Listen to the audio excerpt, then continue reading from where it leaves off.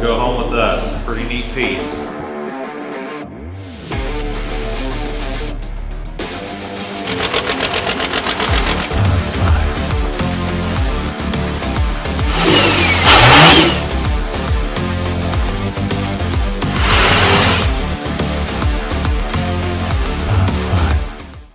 All right, we're here at Rochester Iron and Metal in Logansport, Indiana. It's off of 18th Street. It's going to be sitting here on display for the next 2 days. I'll try to put this on Facebook so you can see it.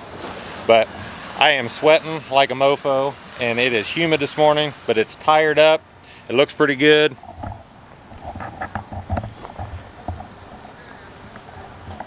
We're going to actually drive it up on this car. That's the first time, this will be the first time we've drove up on a car since I've owned this truck, so it's going to be nothing extravagant. We're just going to try to park the front tires up there, so we're going to see how it goes.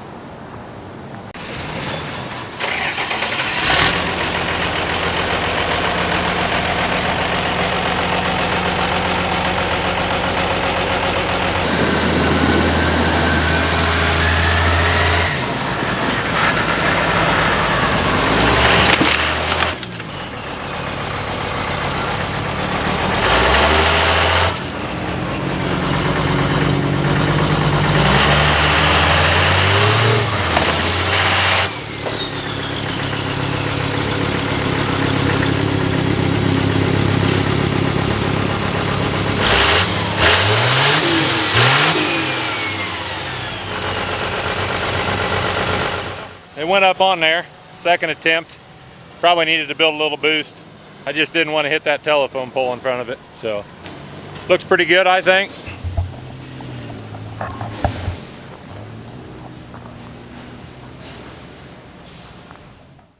All right, guys, so I brought this thing home from the display we did down at Rochester Iron and Metal. I had a lot of positive feedback about it. It was really cool to hear all the compliments that the people loved seeing the truck out and how well it turned out. And there was people that actually drove down there just to see it. They didn't have any business being in Logansport or around the scrapyard. They just literally went down to see this thing. So that was cool. Really happy to hear that. That's a good reason to have this thing around, if nothing else, is to make people come out and see it and allow them to enjoy it with us. So as you can see, it's in the shop, obviously. Tires still in the semi-trailer. And last night I got a chance to work on it for a couple hours again. What I did is I cut some new Lexan for right down here on the cradle. That Lexan was on the front of the cradle from when Paul had it. I peeled some of the old decals off it and put our some new sponsors on there, which was the Rochester Iron and Metal and the SMT Performance. And SMT Performance is Richard Smith. That's where Bevy works, Smith Machine and Tool. So they help us out with a lot of just miscellaneous things whenever I need it. So he definitely deserves to be on there.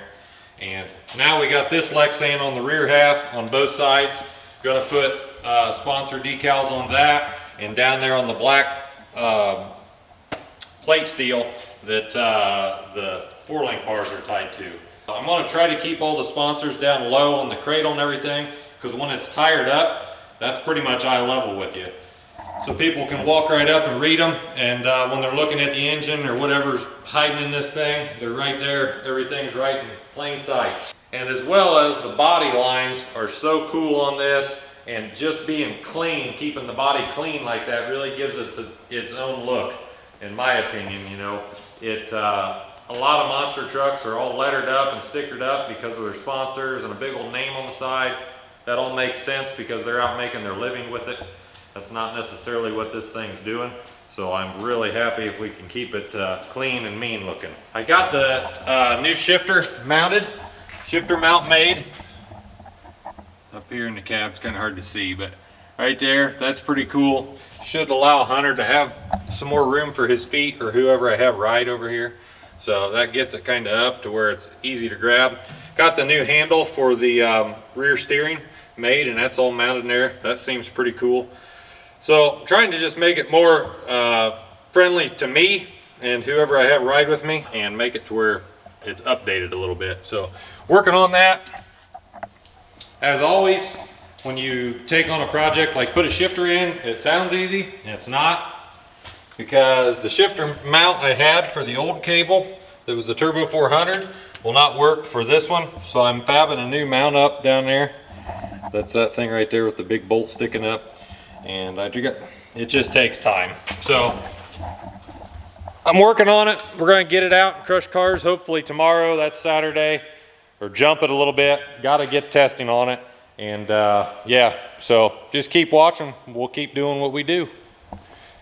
So Saturday morning here in Indiana. It's actually the weekend of Scheid Diesel Extravaganza. Very big event down in Terre Haute, Indiana that's going on. Normally, this pulling truck would be down there. And it's not this year. I just decided not to go. Got a lot of other things going on. But the puller is loaded. Going to Winamac, Indiana tonight to Open Hook. Should be a good time. Need to get that old girl out and run it. So, but working on the monster truck this morning. Kind of like always. The thing still doesn't spool as well as I would like, or well as I think it can spool this single charger. I'm waiting on the AFC from Michael Landis that's modified to come, the air fuel controller for the top of the pump. But another thing, if you listen to this thing when it's running, it sounds like it has a lot of timing in it, which these injectors only like a certain amount of timing with these pistons in this engine, and I'd never honestly checked the timing in it. So what I did is I got it out, fired it up, I used the timing light and put on it. It's a timing light just like you use on a gas engine. We got an adapter for a diesel, and I checked it, and it's 34 to 36 degrees of timing, which is about ideal to make top power with these injectors, I think. But when it's cold, you can hear it, the timing ping in the engine quite a bit. It just makes it sound rough, and it honestly, it doesn't light the charger as easy with high timing like that. It makes more power up at higher RPMs, which is great, but we want some drivability. I'd rather, it'll start easier with less timing. So we're going to take 6 or 8 degrees of timing out. We're going to get it down in the mid 20s and see if it makes it act any happier. Ron just helped check the timing here after we adjusted it. We had to make one more adjustment. I didn't have a puck for the timing gear to lock it right where I wanted it. It's got around 4 degrees taken out of it. So we're down to 28, 29 degrees. It kind of bounces around. So it should help with it spooling. It definitely starts easy. What do you think, Ron? Pretty minty. Starts pretty good for a decompressed diesel, I think. So Ron's gonna hop in this, drive it around. We're gonna put the big tires on it, take it out and do a little testing. You ready to drive it, Ron? Sure.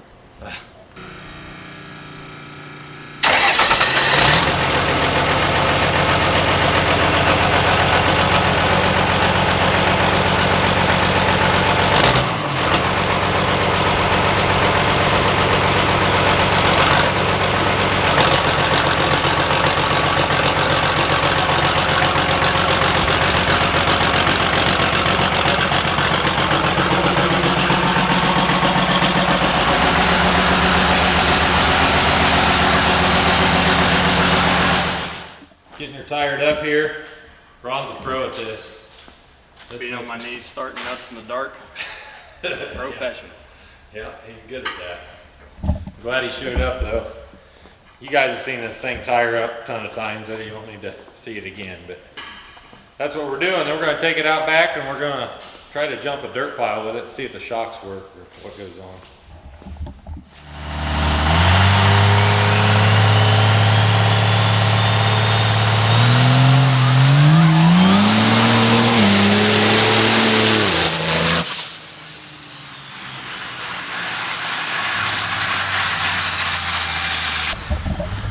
He gonna make my fat ass run. Oh shit.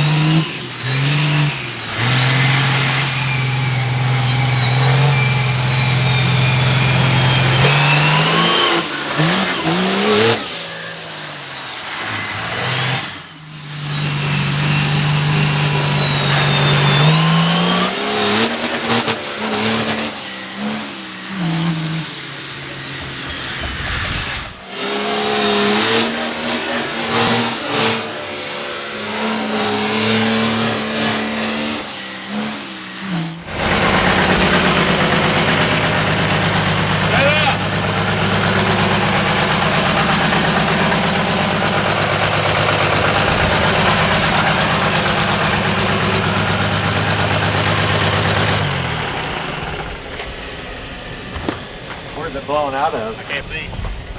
Oh, the bottom radiator hose. Got a split in it.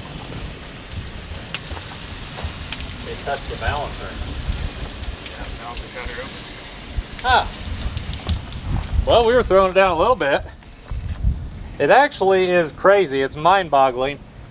The harder you hit it, the softer it lands. If you come up to it and you're scared of it, it hurts. But if you air it out like I did the second time, which it probably wasn't much air, but it actually landed better. So it's got something to work with. So it looks like we just need to fix the radiator hose.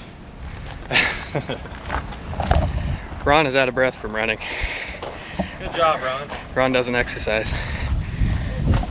Well, we threw it down a little. That's probably about all for today, but we're gonna fix that radiator hose and then we'll get back after it again because we ain't scared no more, huh, Ron? I mean, I am a little bit, but you know. That Hans device is one uncomfy thing, how I got it on that snowmobile helmet, but it's better than nothing. All right, guys, so we're out here with the monster truck out back again. We fixed the radiator hose for now, ordered a new one from Summit, but we kind of got it cob job together. For right now, we got a bungee holding the hose we had away so the balancer don't hit it. Bevy wants to ride in Hunter's seat and check, see what the transmission's doing. Another thing we did is we put this little pipe on the wastegate right there, so that gets the, I guess that gate opened a couple times, and that'll get the exhaust up away so it don't blow black stuff all over. Alright, we need to turn that on. Flip. Power on. Alright. Alright, so we're up here in the truck. This is kind of cozy. Bevy's sitting in Hunter's seat, holding his laptop. If this ain't crazy, I don't know what is. I just don't think there's another monster truck guys do this sort of thing with, so. Alright, we're getting, hit your pedal. All the way down. Yeah, getting 100. Good to go. Yeah, let's see what it does.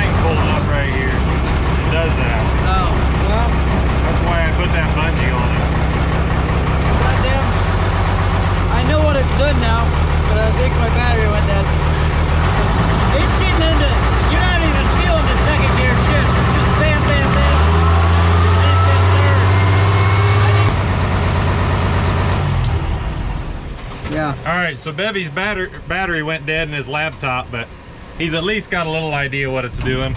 Yeah, this thing is geared so low that, and we don't really know what the final drive is because we never figured it out, so have no clue what to put in the anteater for actual mile per hour because the anteater is tuned by mile per hour, and it's showing like 35-40 mile an hour at maybe 10, so it's way off. So we got to tune around that, but I've got an idea now. So yeah, so you need to charge his battery and then we'll play with it more.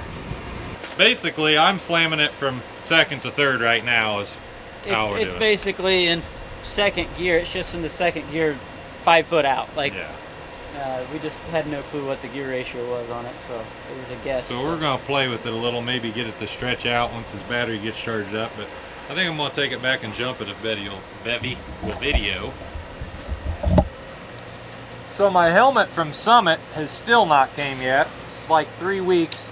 So I'm still using my old snowmobile helmet. I basically drilled holes and hooked the Hans device to. Not a good time.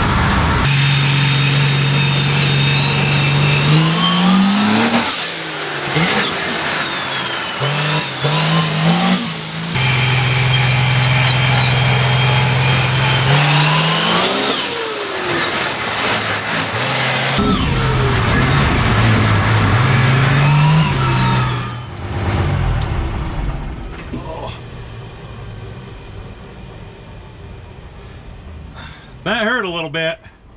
That first one, I was in third gear when it hit, and it seemed like I was up there for a while. Got some good air, and it was not level, so it definitely bucked back and forth pretty good. So. When we got this monster truck out and jumped it the other night, not only did I hurt my neck a little bit, but I'm good now. I can move it all around and stuff, everything, so we're good. But we hurt the truck and we didn't even realize it. So it landed on the left rear pretty hard, straight up and down, and it actually bent where the 4-link bar hooks on right there. Those pieces of plate steel, it rocked them over pretty good. So now we got a little bit of chassis work to do. So that's on our list here.